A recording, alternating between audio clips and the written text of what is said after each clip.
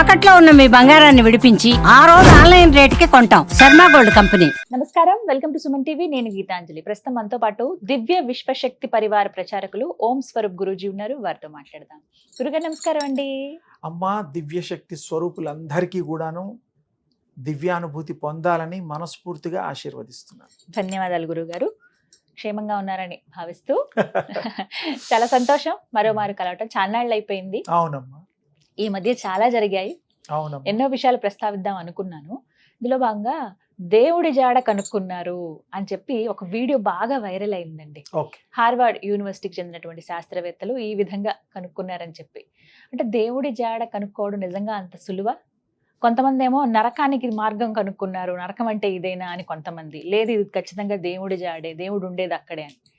అంటే దేవుడు సర్వాంతర్యామి కదా, ఆయన అక్కడే ఉంటారు అని చెప్పి ఎలా చెప్పగలిగారు? అసలు ఏమిటి, మీకేమనిపించింది వార్త విన్న తర్వాత? మీరు చెప్పిన దానికి ఇమీడియట్గా నాకు స్ఫురించింది ఏమిటంటే, కొన్ని కోట్ల సంవత్సరాల నుండి మనం సనాతన ధర్మం, హిందూ ధర్మం, ఋషులు, మహిమాన్వితులు, భగత్ స్వరూపులు, రాముడు, కృష్ణుడు ఇలాంటి వాళ్ళని దేవుళ్ళు అంటాం కదా. అమ్మవార్లు, దుర్గమ్మవారు, వైష్ణవి మాత, లక్ష్మీ అమ్మవారు, ఇలా ఇవన్నీ కూడాను ఆ యొక్క దివ్య శక్తి ప్రతిరూపాలు. ఆ రూపాలు లేనిదే దివ్యత్వం ఉంది, అంతటా వ్యాపించింది, సర్వవ్యాపి. చక్క మాట మాట్లాడారు ఒకటి, సర్వవ్యాప్తి. ఇప్పుడు మనం చూసే ఈ ప్రపంచం, ఈ లోకము అనేటువంటిది కాకుండా లెక్కకు మించినది, లెక్క పెట్టలేనన్ని గోళాలున్నాయి, ఖగోళాలున్నాయి, ప్రపంచాలున్నాయి, విశ్వాలున్నాయి. ఇది ఇంత అనేటువంటిది ఫిక్సేషను ఏ శక్తి కలిగిన వాడు చేయలేదు ఇప్పటివరకు. దేవుళ్ళు కూడాను కొన్ని చూపించారు. అవును కదా. కృష్ణుడు 15 లోకాలు చూపించాడు యశోదమ్మకి. తర్వాత కొంతమంది మంత్రశాస్త్రంలో మరి వారు బీజాక్ష శబ్ద బ్రహ్మ ఉపాసన చేసి, గాయత్రి మంత్ర ఉపాసకులు కొంతమంది విన్నవించింది, వివరించింది కూడాను 24 అక్షరాలు, 24 లోకాలు. అది కూడా వారు చెప్పడం జరిగింది. వాళ్ళే కాదు తల్లి, ఎవరైనా ఏ విశ్వంలోకైనా వెళ్ళొచ్చు. ఎవరైనా. అది కొత్త విషయం చెప్తున్నాను మీకు. ఎలా? ఇప్పుడు మీరు ఈ జన్మలో ఈ హైదరాబాదు నగరంలో, పోనీ విజయవాడ, నార్త్లో, ఢిల్లీ, కలకటా, బాంబే, ఎక్కడైనా సరే ఉన్నవాళ్ళు వాళ్ళకి ఇష్టంతో ఇంకో ప్రదేశం చూడడానికి వెళ్తారు. సహజం. వెళ్తాం, ఓ 4 రోజులు ఉంటారు, వచ్చేస్తారు. అదే మాదిరిగా ఈ యోగ తపస్సు చేసుకున్న వాళ్ళు, యోగంలో ఒక స్థితి సాధించిన వాళ్ళు, వాళ్ళు వలయాలు అంటారు, తర్వాత ప్రపంచాలు అంటారు, లోకాలు అంటారు. ఇంగ్లీష్లో ఈ మధ్య ఎక్కువగా డైమెన్షన్స్ అని వాడుతున్నారు. పోనీ ఏది వాడినా కూడా ఇప్పుడు మనం ఉన్నది 3rd డైమెన్షన్లో. ఇప్పుడు మీరు, నేను, అందరం ఉన్నది. ఇప్పుడు 4th and 5th Germany's, Americans ప్రయత్నం చేస్తున్నారు అది ఎలా ఉంటుంది ఆ డైమెన్షన్ అని. అసలు ఎవరు ఇప్పుడు వీళ్ళంతా 5000 సంవత్సరాలు కూడా నిండిన వాళ్ళు కాదు, ఈ సో కాల్డ్ కంట్రీస్. మన భారతదేశం దరిదాపు 1-2 తక్కువ 200 కోట్ల సంవత్సరాల చరిత్ర కలిగిన ఇది. మీరు ఇప్పుడు నేను చెప్పింది పంచాంగంలో 3వ-4వ పేజీలో చూడొచ్చు. 195 కోట్ల సంవత్సరాల 85 లక్షల 58,59,000 ఇలా కొన్ని పంచాంగాల్లో కొన్ని లెక్కలు ఉంటాయి. అవును.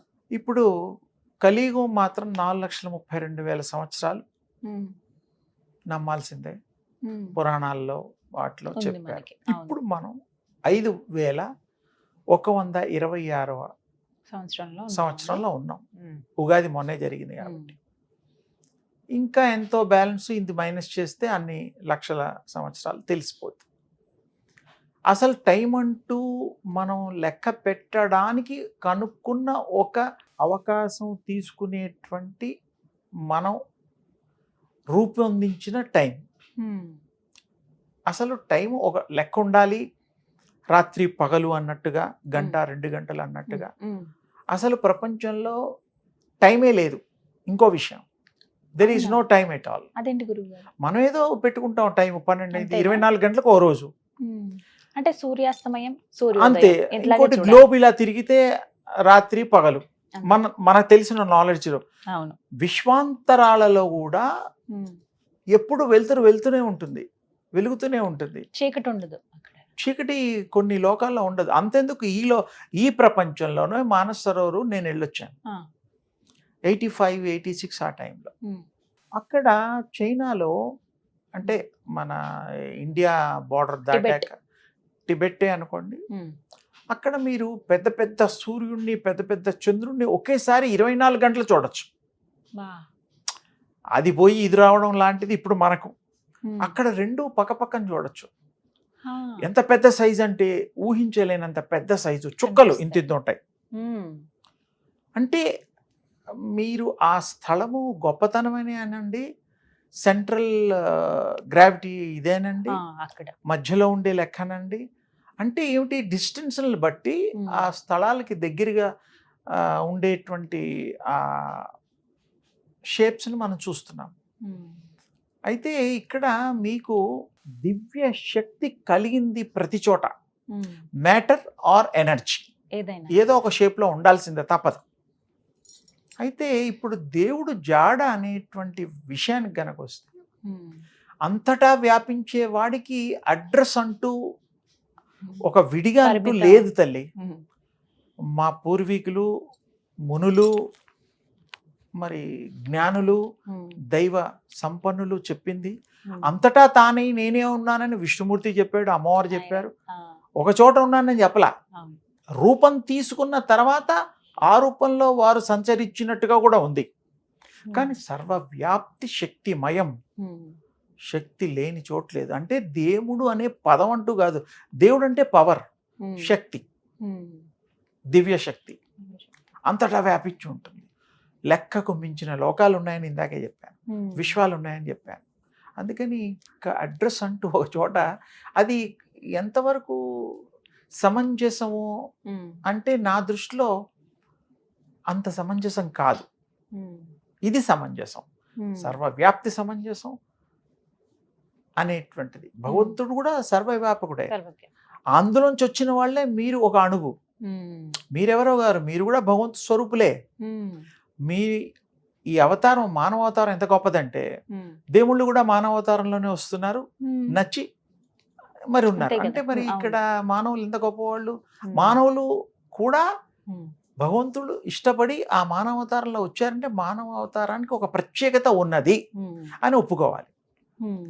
భగవంతు స్వరూపాలు కూడా మానవ అవతారికలు. అందుకని మానవుడు కూడా భగవంతుడే. దానికి ఇంకా డీటెయిల్గా కూడా చెప్పచ్చు. అందుకని మానవుడు మహనీయుడు, మహిమాత్ముడు, మరి ఆయన సర్వజ్ఞుడు. అది పద్ధతి ప్రకారం తెలుసుకుంటే మీలో శక్తి మీరు అద్దంలో చూసుకున్నంత స్పష్టంగా చూడొచ్చు. మీరు ఉపాసన చేయొచ్చు.